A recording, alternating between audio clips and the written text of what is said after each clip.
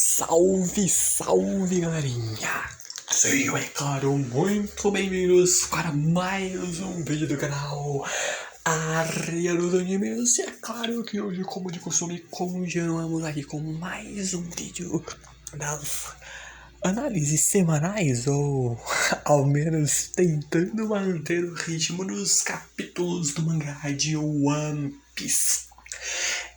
E este capítulo 1141, intitulado Mulher mais velha, onde esta pessoa tem um belíssimo bom gosto, por sinal. Mas antes de a gente começar a comentar sobre tudo isso e muito mais, as emoções deste capítulo, é claro que eu espero que vocês gostem desse vídeo aqui. Justamente por isso, deixem um like, se inscrevam no canal e claro que também ativem o sininho das notificações para receberem todos os vídeos aqui no canal. Eu claro que também agradeço imensamente o apoio de todos vocês. Então, sem mais delongas, simbora para o vídeo. Bom, a gente basicamente começa este capítulo com a volta ali da Nami e do Road ao vilarejo de Dory e Broggy, onde a Nami, completamente pistola com a tamanha perda de tempo que foi ter procurado naquele castelo gigante o dia todo e não terem achado nenhum diamante gigante, pérolas ou qualquer ouro sequer. Onde, no fim das contas, pra Nami era a única coisa que importava. Ela não quer saber de Loki, de Shanks, de possível irmão gêmeo ou o que quer que role mais aí. E o próprio Road tentando acalmar ela, porque, bom, se alguém ouvir isso daí, que o Luffy tá querendo libertar o Loki, vai dar no mínimo uma certa confusãozinha. Onde o ponto é que eles voltam ali pro vilarejo sãos e salvos, enquanto a gente vem para a Árvore do Tesouro Adão, onde o próprio Frank vendo que de fato essa árvore é muito mais impressionante do que ele esperava. Porque, em outras palavras, a gente descobre que os gigantes moram basicamente sobre os galhos da Árvore Adão. Cada um desses galhos que guarda uma longa história. Como, por exemplo, a gente vê um galho que antigamente era onde ficava uma vila chamada Haugen. E ficava no passado porque não fica mais. Porque em um fatídico dia um raio caiu e incendiou tudo. E quando um galho envelhece, é claro que o fogo não se apaga. Então toda essa vila teve de ser cortada para que impedissem o avanço do fogo para os demais galhos. De fato, deve ter sido uma decisão difícil, como o próprio Frank vê, mas é assim que a árvore Adam fica quando envelhece. Onde a gente acaba vendo a própria Ripley confessar que talvez essas sejam as fraquezas de Elbaf: fogo e raio. E guardem bem essa fala, porque no próximo capítulo em específico vai ter uma grande dupla importância. Mas a gente volta ali para a Vila do Oeste, o vilarejo de Broggy e Dory ainda continuando o banquete, quando o Usopp, completamente bêbado, embriagado, pirado das ideias, mas deixem ele porque, bom, é Elbaf, galera. Elbaf é tudo que a gente esperava e ainda muito mais, na verdade. O próprio Usopp querendo saber onde é que estão o Luffy e Zoro, que a Nami vê que sei lá, devem estar explorando por aí e tudo mais, enquanto acaba que o Usopp indo apresentar a Nami ao Jaru, onde ela é que é a navegadora gênia dos chapéus de palha, o próprio Jaru. Concordemos com a sua fala, observando a belezinha que a Nami é, por mais que o Usopp bêbado fica completamente bocas. poucas ideias, porque ele pergunta do nada: ô véi safado, qual é o teu tipo de mulher? E bom, mulheres mais velhas, milfis provavelmente. Muito bom gosto, por sinal, mas vence o problema porque ele é só a pessoa mais velha, o velho mais velho do mundo, como o próprio Sop bêbado fala, fazendo questão de não sei por que carambas dá uma porrada na espada que tá fincada no elmo do Jaru, que aparentemente tá enfiada dentro da cabeça dele. Isso é muito estranho, porque dói, sai sangue aparentemente, então eu acho que ele não usa isso como memória do que aconteceu no passado. Talvez sim também, mas principalmente porque isso não sai da cabeça dele. A gente mesmo vendo o Dory pistolaço com o Sop, dizendo que ele ali não deve mexer a espada que provavelmente tá presa na cabeça do Jaru, enquanto o Sop, poucas ideias, manda o Dory calar a boca, se perguntando se tem algum herói pra ele que consiga puxar essa Excalibur. Enquanto a gente vendo o Brog tentando acalmar o Jaru, vendo que vai jorrar mais sangue pra tudo quanto é lado, ele vai morrer. Enquanto até o Brook, no meio dessa confusão inteira, está completamente bêbado. Mas a própria Nami concorda muito bem, sentada ao lado do nosso querido e amado Jimmy, que ficou simplesmente estilosaço com esse design aí de Elbaf, vendo que, pô, é o sonho do Sop vir até Elbaf, então deixa o nosso menino curtir, se divertir e tudo mais. Enquanto o Sanji, cavalheiro e até mulherengo como sempre, pergunta onde está a Gert. A Gert, que basicamente foi chamada ali para uma casinha pelo Road por conta de ela ter que tratar os dois guardas que foram completamente espancados por Gunko e Shamrock alguns capítulos atrás lá no castelo de August, onde ela vendo fraturas por esmagamento nos braços e pernas e um dos gigantes sofreu danos causados por algum objeto cortante ou então um golpe poderoso de alguém pequenino da raça humana. A própria Gerd pergunta o que aconteceu, pedindo para que o Road fale direitinho para ela. Afinal de contas, eles são os guardas do castelo e isso definitivamente não é algo normal de se acontecer. Só que é claro que o Road tenta esconder tudo, porque se ele falar a verdade, vão descobrir que o Luffy basicamente está tentando salvar o Loki, o que não é uma coisa boa aí pro povo de Elbaf. Ele que puramente inventa que só foi lá pro castelo estudar os detalhes da construção e usar como referência para a construção do seu castelo de blocos. Mas quando ele chegou lá por pura conveniência, o portão já estava destruído e os guardas, bom, no estado que estão.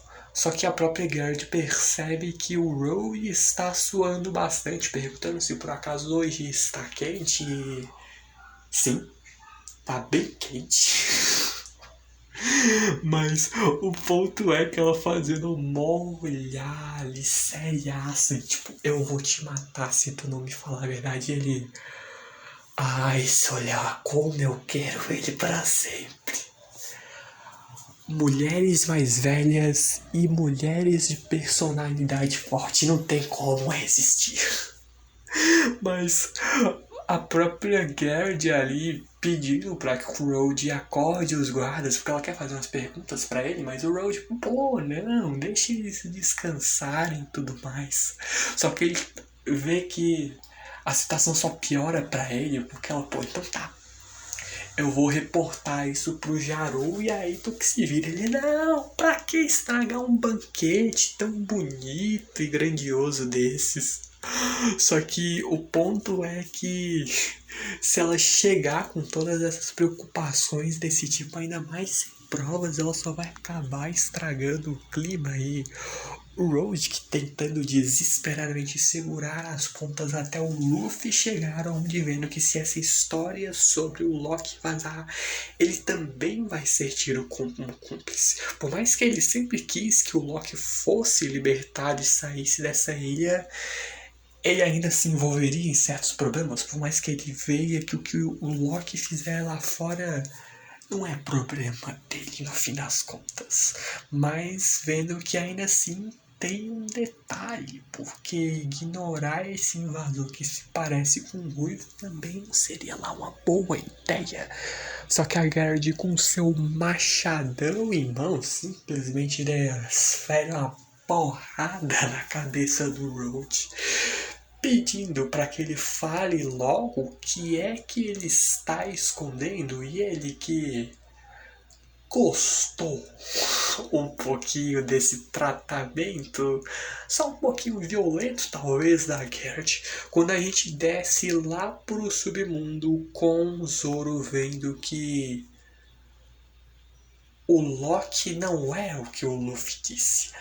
E o próprio Luffy também vê, não é o que ele viu, onde o Loki tá completamente surrado. Fora que também os animais ali ao redor da floresta estão totalmente mortos. E a gente sabe bem por quem. Enquanto o Luffy e Zoro querendo saber o que é que aconteceu com o Loki, quem fez isso com ele.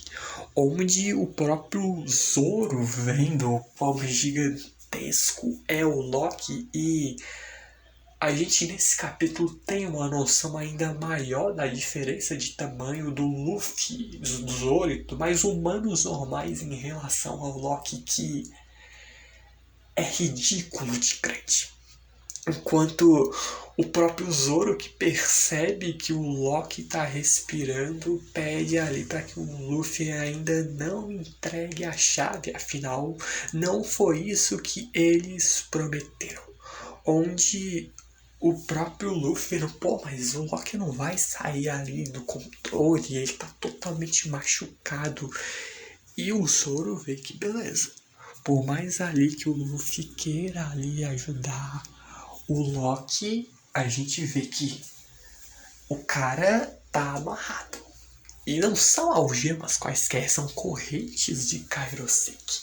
E se tu pega só pelo tamanho, na base da pura força bruta, o que esse cara já deve ser capaz de fazer, imagina com ele sem essas algemas, podendo usar poderes de Akuma no Mi. De fato, o nível de poder dele deve ser uma escala absurda. Enquanto o Luffy e Zoro que começam a brigar em relação ao Loki, o próprio Luffy vendo que um gigante está quase morrendo bem na frente deles, e o Luffy reconhece que eles precisam ajudar. Só que o Zoro vê que ele não tem essa obrigação, afinal de contas ele nunca falou com o Loki, só escutou boatos que por sinais são bem ruins sobre ele. Então como é que ele vai ajudar alguém assim? O que dá pra saber é que se um gigante do nível do Wars perder o controle, certamente até mesmo Elba ficaria sem saber o que fazer. Onde o Zoro, que decide meter o louco, simplesmente mete uma bicuda basicamente num dos ferimentos ali do Loki pra ver se ele ainda tá vivo ou não, e ele tá, ao ponto de gritar ali de dor, mas foi mais pro Zoro perceber que tanto o sangue quanto os ferimentos de fato são de verdade. O Loki não parece estar fingindo. Mas o Loki que fica extremamente pistola com o Zoro, chamando ele de desgraçado, e ele que desmaia de novo. Só que se ele morreu aí, então é aqui que o seu destino foi selado, como o próprio Zoro fala. Por mais que o Luffy vê que o Zoro é alguém até bem malvado, mas o ponto é que o Zoro concorda em tirar as correntes do Loki, mas vai deixar apenas as pernas presas com o Kairoseki. Caso o Loki recobre a consciência, eles vão então falar com ele. O próprio Luffy que concorda, até decidindo chamar ali o Chopper para tratar ali dos ferimentos do Loki. Só que o ponto é que a biblioteca, que é onde o Chopper está junto ali de Saul e Robin, fica muito longe daí. Então, fora o fato de que na vila onde está o banquete deve ter um médico. Mas aí tem um problema, né? Se descobrirem que eles libertaram ou estão querendo libertar o Loki, certamente vão exilar os chapéus de palha de Elbaf. Só que o próprio Luffy não liga. Se nos exilarem, paciência. A gente continua com o plano ainda assim. E bom, não só precisamos de um médico, como também de carne. Porque se você não come, você não melhora. Concordemos com o Luffy.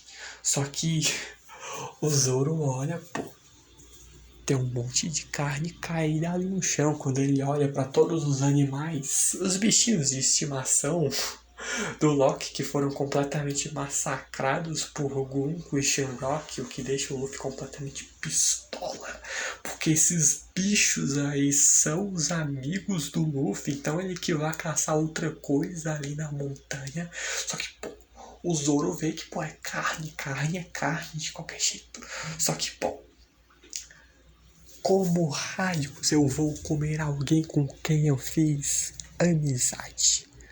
Só que aí o Luffy é meio hipócrita, convenhamos, porque a gente sabe que o Chopper não é só o filho, não de sangue, mas filho do Zoro como médico do bando, mas já foi dito em um tempo pelo Luffy que o Chopper é a comida de emergência do bando, mas zoeiras à parte, o próprio Zoro se desculpa.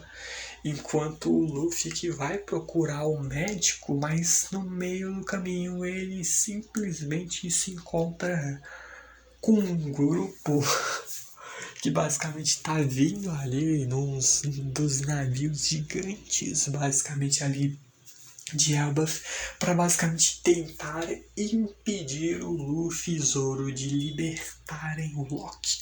Onde basicamente a gente vê ali Hajirudin, Gerd, Road, Stansen, Goldback e também o Sanji. Onde a gente vê que as nuvens ilhas desaparecem no submundo e eles que não vão conseguir utilizar ali o barco, porque o barco só funciona se tiver ao menos um pouco de flutuação, o que aparentemente não tem, enquanto a gente vendo que eles não vão ter como usar todo o sistema que serviria talvez quase como um airbag de emergência de um barco, mas é o One Piece. Só que o ponto é que o Sanji, que não, eu prometo que vou te salvar, Gerd-chan, enquanto o Hajirudin vendo que se o Loki se libertar isso aí vai virar uma loucura. Só que o ponto é que a queda deles vai ser tão feia que eles vão morrer no meio do processo, enquanto o Hajirudin se desculpa vendo que tomou ali uma decisão errada.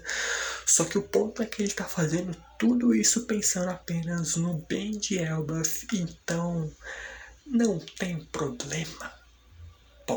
O Road talvez não pense tanto assim, completamente preocupado e desesperado, vendo que vai morrer, mas isso não acontece. Porque no fim das contas o Luffy simplesmente vem com um Gomu no Fuse na página dupla que ficou simplesmente insana, salvando ali o bando do Hajirudin e o Sanji dessa queda iminente, por mais que, bom, eles caem em cima do Luffy, balãozão gigante, quicam e são mandados pra longe. Se machucam, mas não são ferimentos tão grandes assim como poderiam ser piores. Tão piores que poderiam morrer, então o que não mata engorda. Nesse caso, o que não mata no mínimo machuca. Mas o ponto é que o Hajirudin desesperado, vendo que eles ainda bem que chegaram a tempo, pedindo para que o Luffy não liberte ali o Loki. Eles que basicamente conseguiram arrancar toda a verdade do Road, que pede perdão ao Luffy, enquanto o Hajirudin vê que o Luffy não pode confiar no Loki. Ele é alguém astuto, cruel e manipulador. Um verdadeiro canalha sem salvação. Eles conhecem o Loki desde criança e se ele falasse algo que parecesse minimamente positivo, seria tudo parte do seu plano. Ele, segundo Hajirudin, é um demônio frio que mata seus amigos sem qualquer remorso. Ele é um dos verdadeiros inimigos do mundo. Só que o próprio Zoro acha isso meio tarde, porque eles liberaram ali as algemas do Loki. Pelo menos ali a das mãos, porque as pernas dele ainda continuam presos quando a gente vê o gigante simplesmente ficando de pé. Isso ficou meio estranho, sendo sincero, mas a fins de comparação de tamanho, o Luffy é menor do que o pé do Loki. Então, a gente vê que a escala de tamanho dos personagens de One Piece, principalmente e especificamente os inimigos principais do Luffy, só aumentam a um nível absurdo de fato quando o próprio Luffy vê que não era pra ser assim, o Loki não era pra estar desmaiado. Só que não. Quando ele vem e começa a empunhar a sua arma. Que é aí que vem um negócio completamente sem sentido, porque beleza. A gente vai prender o Loki com o Kairoseki, beleza. Ele não vai poder usar poder de fruta, mas por que não a gente deixar ele algemado do lado do caralho da arma dele? É um lance ridículo, porque a gente simplesmente vê o Hajirudin desesperado pedindo para que o Loki largue isso, para que o Loki tire a mão do Rengnir, que em tradução é basicamente o trovão de ferro. E bom, a gente olha e se assemelha até bastante ao martelo do Thor, então poderia talvez ser uma arma que só apenas os escolhidos ou pessoas muito específicas conseguissem portar, mas o Loki consegue. Então quem foi o ser humano gigante, no caso, que botou o Loki preso do lado da arma dele? Isso é muito imbecil. Isso vai dar muita merda daqui pra frente. Mas a gente quer ver no que isso vai render ainda, porque Elbaf só melhora. Convenhamos que Elbaf a cada capítulo só fica cada vez mais insano. Só que é claro que a gente já não vai mais ver tudo isso, muito mais porque assim como esse capítulo se encerra, esse vídeo infelizmente também. Mas é claro que espero que tenham gostado e que justamente por isso deixem um like e se inscrevam no canal. E claro que também ativem o sininho nas notificações para receberem todos os vídeos aqui do canal. Eu claro que também agradeço imensamente o apoio de todos vocês. Muito, mas muito obrigado por tudo mesmo. Então, vejo vocês no próximo vídeo. Falou, valeu e fui.